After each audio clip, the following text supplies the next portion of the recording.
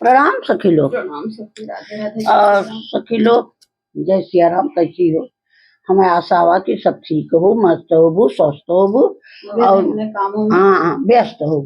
सखी चलते के कहाँ रवाना है, चटकता मटकता झटकता बढ़िया जनकदार गाय के नाच भी सकत हो। चलते सुनाओ, चलो सुना देखा कैसा लगा। ठीक है, धन्यवाद।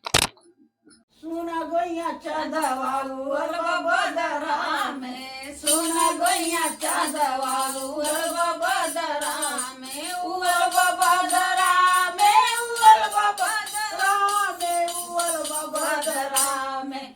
सुना गोइया चादवाऊ अलवा बदरा में, सुना गोइया चादवाऊ अलवा बदरा में, सुना गोइया चादवाऊ अलवा बदरा में।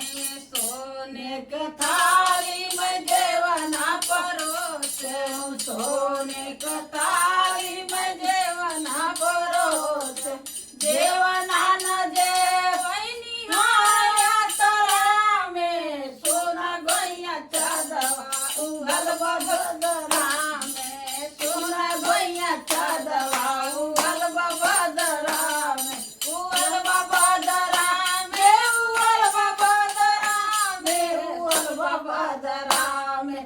सोना गोइया चादवा उगल बदरा में, सोना गोइया चादवा उगल बदरा में।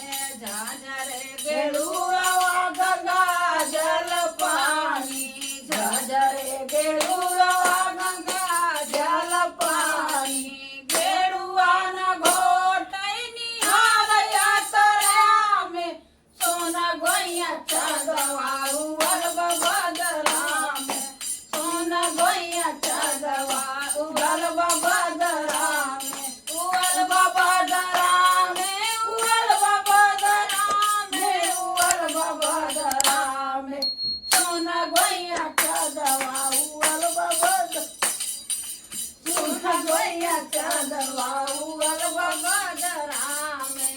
लावना इलाची कबीरवा लगाए, लावना इलाची कबीरवा लगाए। बीरवा न कूचैनी हारया तरा में, सोना गोइया चादवा उगल बदरा में, सोना गोइया चादवा उगल बदरा में, उगल बदरा में, उगल बदरा में, उगल बदरा में। सोना गोइया चादवा